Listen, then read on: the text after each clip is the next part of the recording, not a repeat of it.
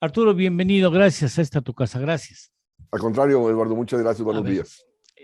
la inflación le puede echar a perder la fiesta al presidente de la República, ¿no?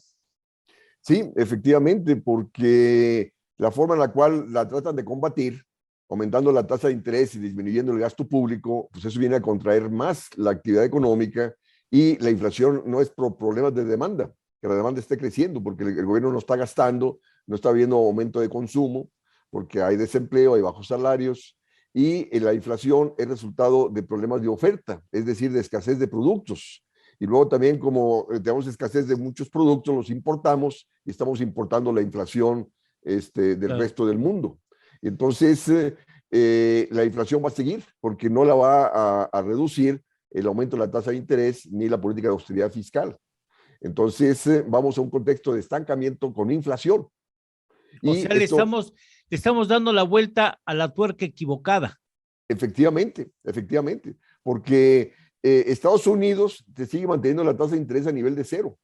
Ellos están creciendo, están disminuyendo el desempleo y en Estados Unidos la inflación sí va a ser temporal.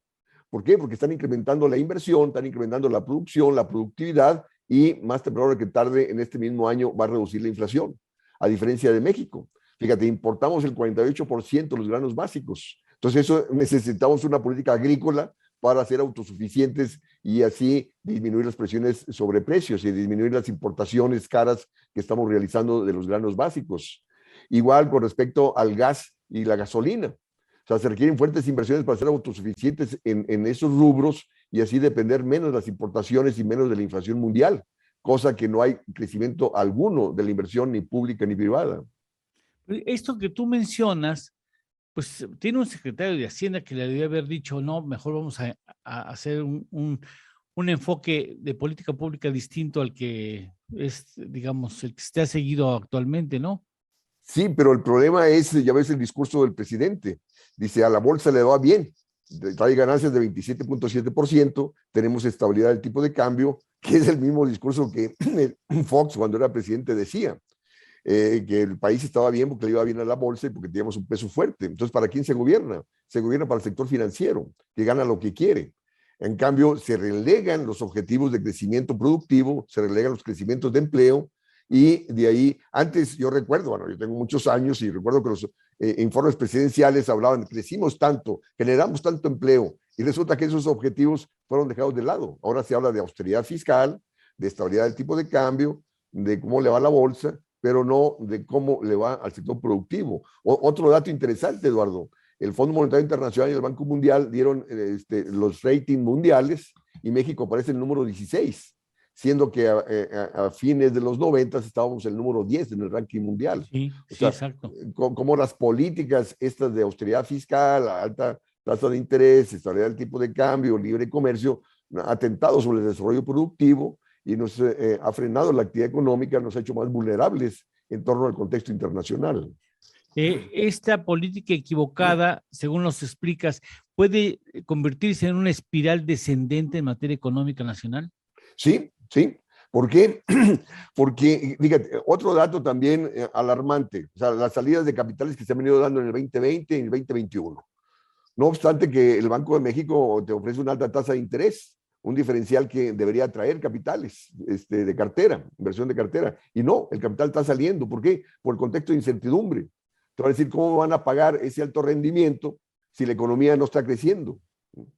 Y luego, esta decisión de Citi Banamex el día de ayer, Sí, oye, reportó ganancias en el tercer trimestre de 55%, entonces, ¿cómo dejas un rubro altamente rentable?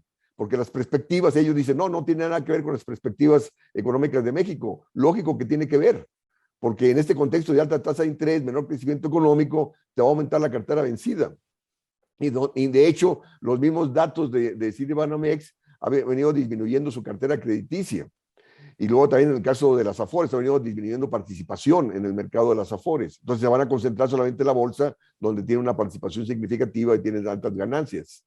Entonces, este contexto de salida de capitales, de que Citibanamex te vende el rubro de consumo y de pequeñas empresas y se concentra solamente en las grandes empresas y en el mercado de capitales, pues refleja de que hay incertidumbre del capital financiero y eso te va a seguir propiciando salida de capitales. Ahí está otro dato también que dio el Banco de México, disminución de las reservas internacionales, y eso va a llevar al Banco de México a seguir aumentando la tasa de interés para que el capital no se vaya y te sigue ahondando el contexto de contracción económica, te sigue aumentando el problema de escasez de productos y las presiones sobre precios. Entonces vamos a un proceso, repito, de contracción económica, de inflación, presiones sobre el tipo de cambio, un círculo vicioso que te va a aumentar la cartera vencida y ve tú a saber, ¿no?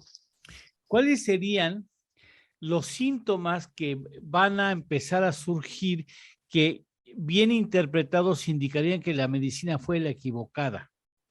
Mira, la cuestión es que ante esta inflación, pues lógico, va a haber una demanda de incremento salarial, pero el contexto de desempleo y subempleo existente te presiona a la baja los salarios. Claro.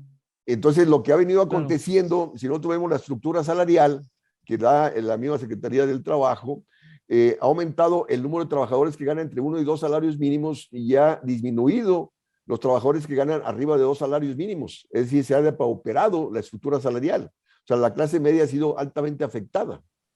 Y por lo tanto, esto se traduce en mayores problemas económicos, políticos y sociales. Y que la gente va a salir más a las calles a protestar, ahora que disminuya bueno, esperemos que disminuya en algún momento la pandemia, sí, o sea, no le va a ser fácil al gobierno dirimir los últimos 3 años de su gobierno en este contexto, repito, de estancamiento con inflación, desempleo. Por último, Arturo, para no abusar mucho de tu tiempo, independientemente del reconocimiento que la pandemia ha jugado un papel importante en el entorno económico nacional, el balance de pandemia más políticas económicas equivocadas para atender la coyuntura que se presenta previa a la pandemia y en la pandemia y posterior a la pandemia, pudieran garantizar que o pudieran derivar en que México tenga al final de la presente administración un entorno de pobreza y pobreza extrema más fuerte que el que recibió el presidente? Sí, sí, sí. De hecho, los mismos datos lo están reflejando, que a pesar de las políticas sociales que tanto el gobierno festeja, la pobreza se ha incrementado. Los mismos datos del Coneval lo demuestran. Entonces, ¿por qué? Porque la pobreza, Eduardo, se combate generando empleo bien remunerado y no existe política de empleo. O sea, sigue el problema de desempleo, de subempleo, y a pesar del incremento de los salarios mínimos, repito, la estructura salarial se ha deteriorado. O sea, lo que hacen los empresarios es desocupan a aquellos que ganan más de 2, 3 salarios mínimos y los vuelven a contratar con 2 salarios mínimos. Entonces, eso te está depauperando la estructura salarial, te está deteriorando el poder adquisitivo de la población, y te disminuye demanda, te disminuye el crecimiento económico, estamos en ese círculo vicioso. Entonces, y el problema también, o sea, es para que el gobierno tuviera una política de apoyo a los desempleados para que no se expongan ante el contagio de la pandemia. No lo hizo en el 2020, no lo hizo en el 2021, no lo está haciendo actualmente, y de ahí que sigue creciendo el número de contagios. Y todo en la percepción de no endeudarse, de no caer en déficit fiscal. Oye, muchos gobiernos dejaron de lado los preceptos ortodoxos de austeridad fiscal y no endeudamiento y procedieron a apoyar empresas, apoyar a desempleados, al combate a la pandemia, independientemente del endeudamiento, y bajaron la tasa de interés a niveles cercanos a 0. En cambio aquí, repito, no se apoyó a empresas, de ahí el gran quiebre de empresas que se dio en 18 meses, alrededor de 400,000 empresas, y eso implica menos capacidad productiva, menos capacidad de generar riqueza, de crecimiento, menos capacidad de generar empleos. Entonces, de ahí que vamos a un estancamiento prolongado en el país, con presiones inflacionarias, con desempleo, deterioro del nivel de vida de la población, que se traduce en problemas políticos y sociales. Arturo, muchas gracias. Estaremos en contacto contigo con mayor frecuencia para que nos des tu interpretación y tu valoración de lo que está sucediendo en el país. Muchas gracias por estar con nosotros aquí en Torno al Dinero. Al contrario, Eduardo, muchas gracias y lo mejor para ti en este 2022. Igualmente, que sea buen año. Gracias. Que haya salud, que haya armonía en casa. Gracias.